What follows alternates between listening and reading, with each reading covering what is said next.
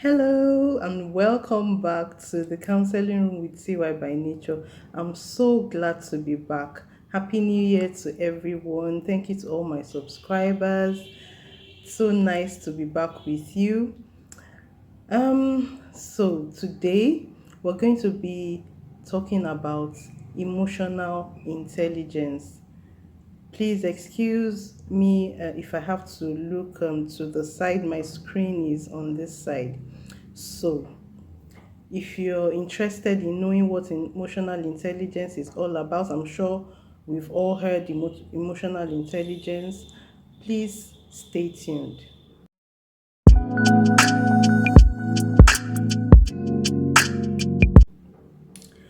Welcome back. So, let's dive straight into today's discussion.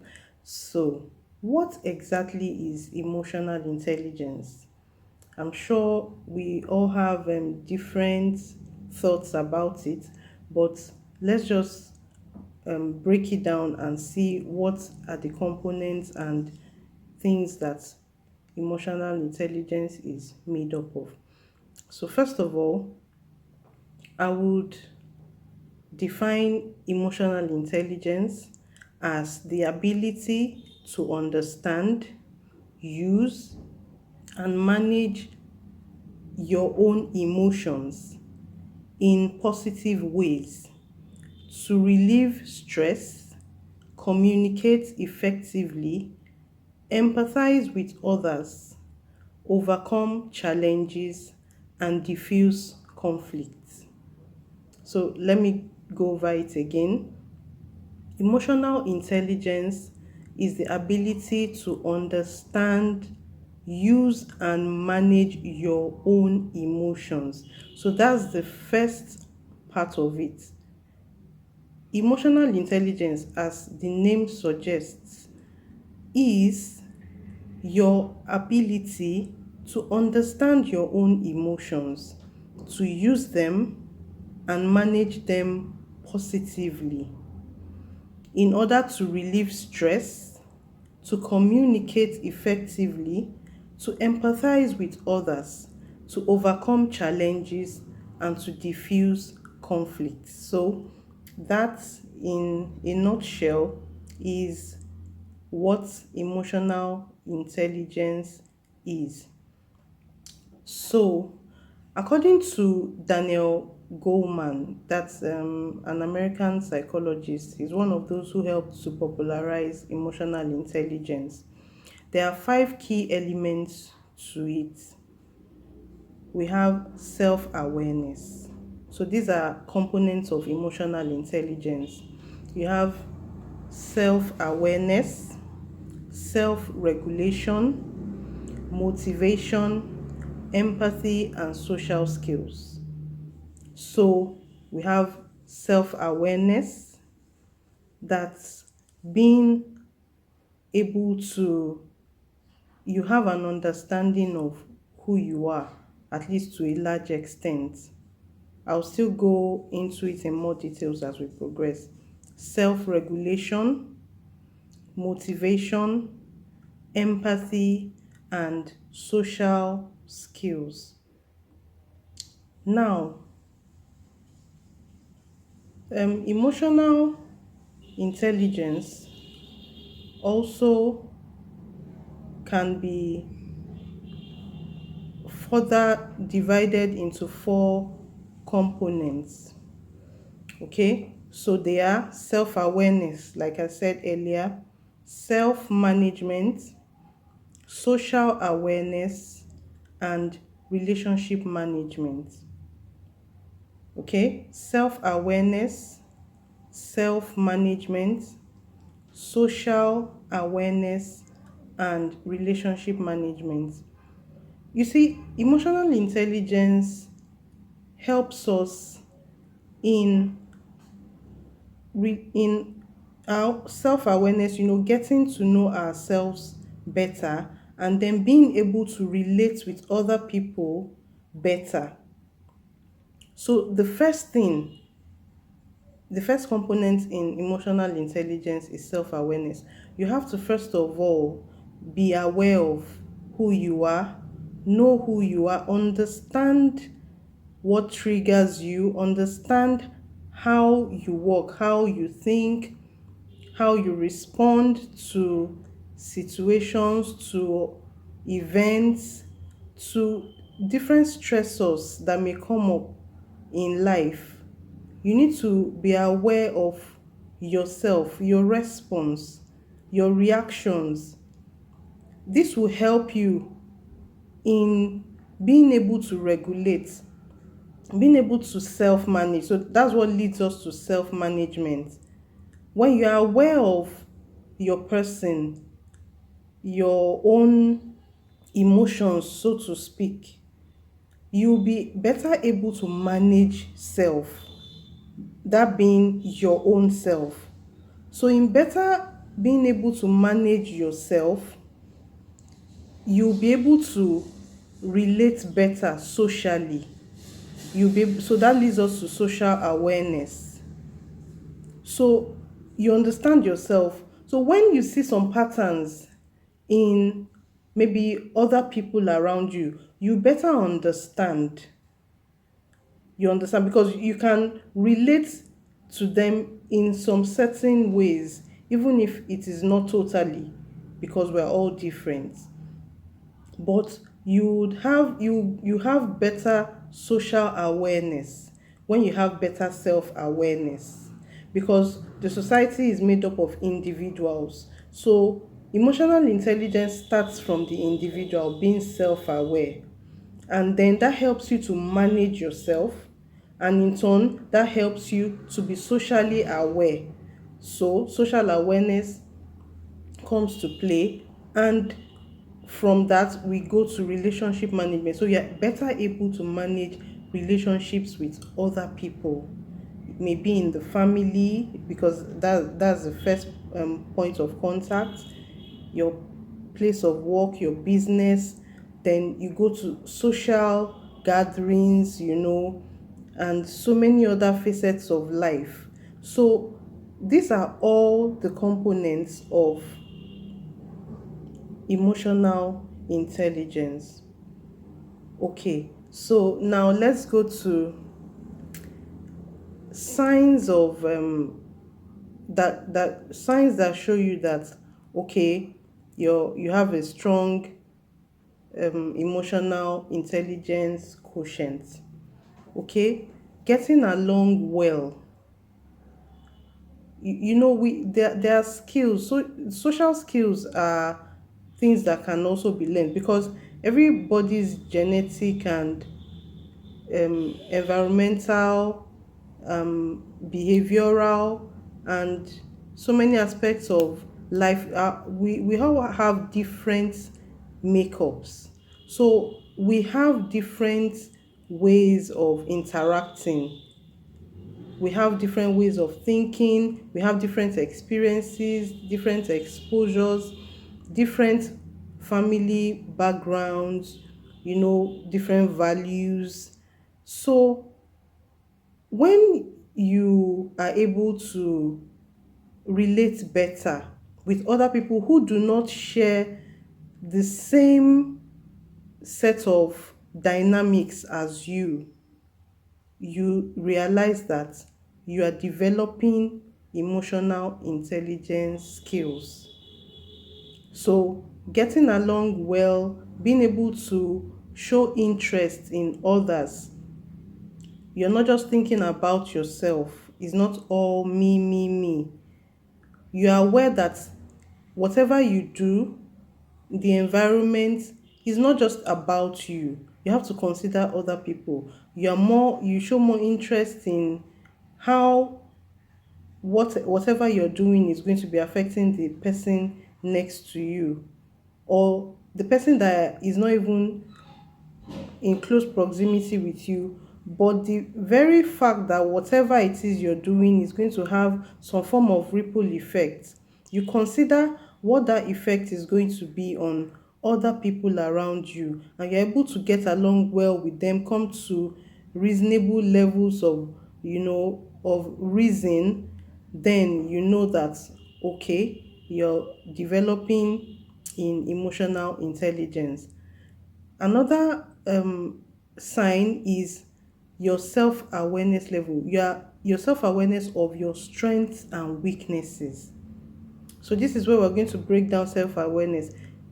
Self-awareness is being aware of your own strengths and your weaknesses. You don't need anybody to tell you that this is where you are deficient, because by your own self, you have been able to analyze, hold conversations with yourself to understand your strengths, and you are also not afraid to confront your weaknesses. Everybody has weaknesses. So the fact that you have a weakness doesn't make you lesser or something to be ashamed of. It's just for you to be aware of it and manage it properly. So the second sign is self-awareness of strengths and weaknesses. And then another important sign is operating with integrity.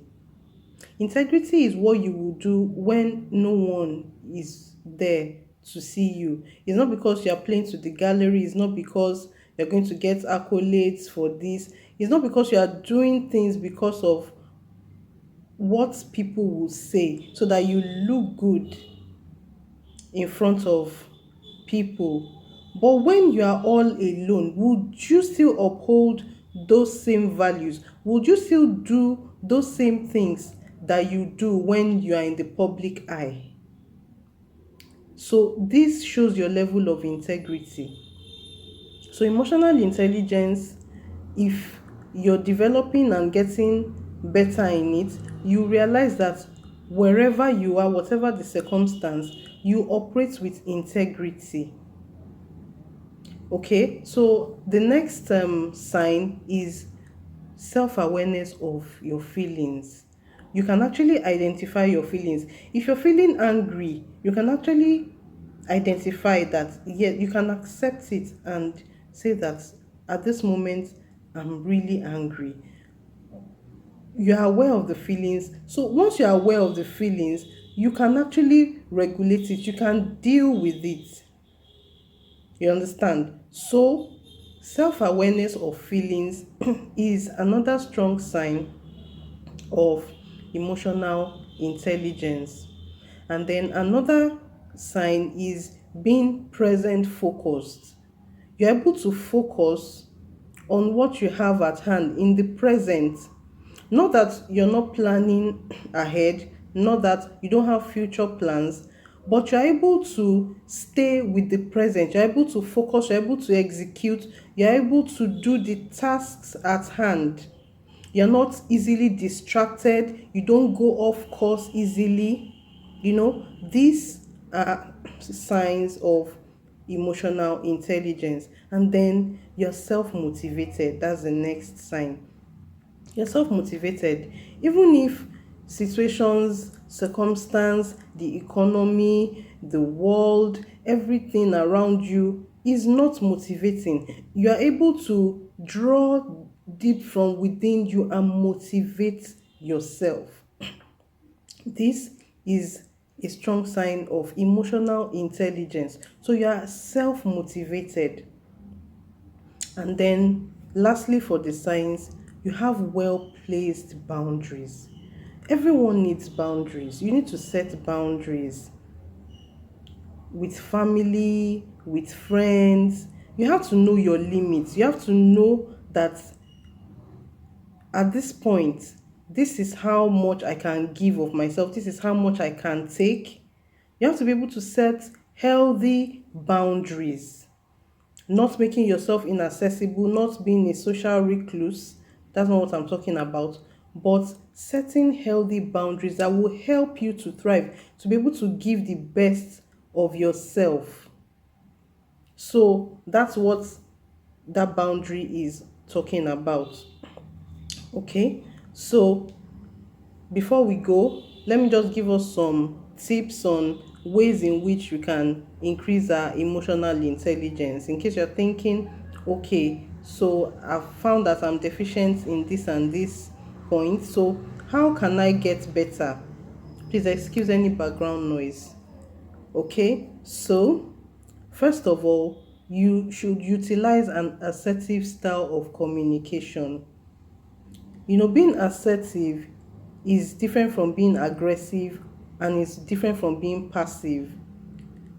Those two are different spectrums of the extreme, which are not the best. But being assertive, you know what you're saying, you know what you want, you're able to be firm, stand your ground, make your point with respect to other people's point of view without being derogatory and all that. But you are still able to make your point, and you're able to respect other people's points of view and respect other people's boundaries as well as stamping your own boundaries. So there's mutual respect. So that is one way of you increasing your emotional intelligence. Utilize an assertive style of communication. You should be able to have conversations without getting angry, without insulting, being able to take feedback and being able to give feedback as well. So that's one of the points. And then you should be able to respond instead of reacting to conflict. There's a difference between responding and reacting. Reacting usually has a negative effect, but responding means that you take in the situation, you give it, you pause, you think about it, you think about the next line of action, you think about the next words that you're going to say, you think about the next line of action you're going to take. You don't just react on the spur of the moment or as the situation comes. You give it some thoughts. So this shows you that you're actually developing in emotional intelligence. Another way is utilize active listening skills. We all need to learn to listen. Listening is different from hearing. A lot of us, we hear, but we really do not listen. You hear what you want to hear. You understand? So there's a difference. So you need to utilize active listening skills. Actually listen before you give a response. And you see that that will also help you in the point I just mentioned about responding and not reacting. Because if you actually listen, you would be able to respond rather than react, because you think about it before you give a response as opposed to reacting. And then you have to be motivated, like we said before, self motivation. You have to be able to motivate yourself. It's not every time that you're going to have everything around you working in a way that you feel motivated. Sometimes things will not just align, and in such cases, you have to draw from within you that motivation to be able to carry on, and to make a difference. So it can also be the motivation for others. You don't always have to wait for other people to motivate you. And then the next point is to practice ways to maintain a positive attitude. It's so good, even for yourself, for your peace of mind. You realize that when you have a positive attitude, it will radiate in everything around you. People would even they would find it easier to be able to approach you, and you have a better working living environment when you exude positive attitude, you give off positive vibes. Nobody wants to be around someone that gives negative vibes. Even you, if you're around, if you're in an environment where it's just negative and toxic, you want to get out of there as soon as possible. You would not want to have anything to do in such an environment. So it's very important to practice ways to maintain a positive attitude. And then practice self-awareness. We've said this over and over. Please practice self-awareness. Get to know yourself. Meet yourself. A lot of us, we find it difficult to spend time with ourselves. It's a skill that we all need to learn. I know that some people are more introverted and some people are more extroverted, but every single person needs to practice self awareness. You have to know who you are, you have to know how you respond in situations, you need to know how things affect you. You need to know your triggers. So this is very important. Practice self-awareness and then take critique well. You know, no, nobody is an island. Nobody knows it all. We all learn every day. So you should be able to take critique well. Fine, everybody wants constructive criticism, and sometimes some form of criticism may rub us off the wrong way, but at the same time, whatever form of criticism that you receive or critique, please take it well.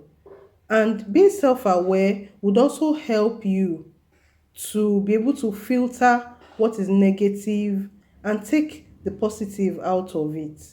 So take critique well. And finally, empathize with others. Empathy is the ability to put yourself in other people's shoes.